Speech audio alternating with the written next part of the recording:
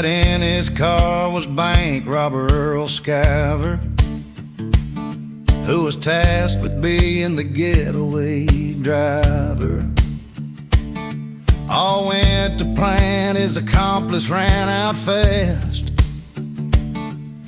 dived in the back like a gymnast while he was wearing a leotard. Earl was willing but none too slick. He didn't have a clue how to drive stick. He tried for hours while the gearbox protested, and when the police turned up he was arrested. Why didn't he just leave the car? Crime doesn't pay if you have a brain. It's so many years down the drain. You have to think it through before you start. It's better go straight if you're none too smart.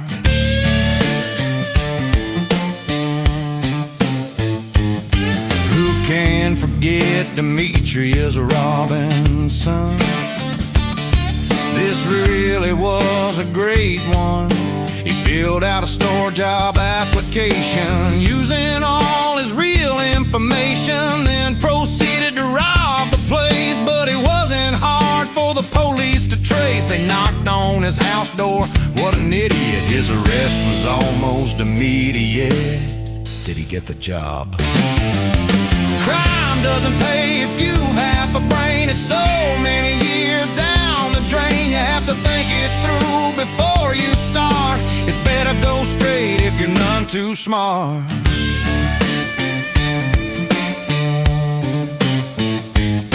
Young Martha Davis was a runaway. It all went wrong on her 19th birthday. She broke into and robbed an empty house, and then curled up on the bed like a field mouse. The owners came home to find her there. I'm surprised she didn't break Little Beth's chair. When the police arrived, she was still sound asleep. They took her to the jail without a peep. A real-life Goldilocks.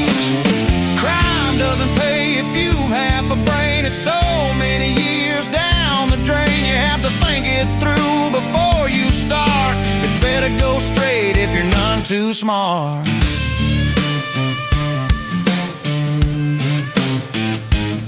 Then there's a crazy case of Derek Morgan, who went to the church to steal an organ. He should have picked something lighter to rob. This was probably a 16-man job. The last anyone heard was, "Oh, for fuck's sake," and Derek was flat like a pancake. Sounds like he only needed a shallow grave.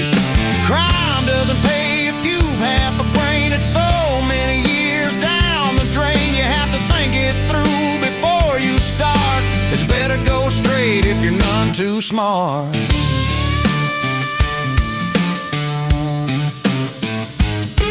Another housebreaker was Thomas Brooke, who even had time to check Facebook. The police arrived long after he'd gone, but he'd left the fucking computer on. He hadn't logged out from his status update about heading to Vapiano's on a date.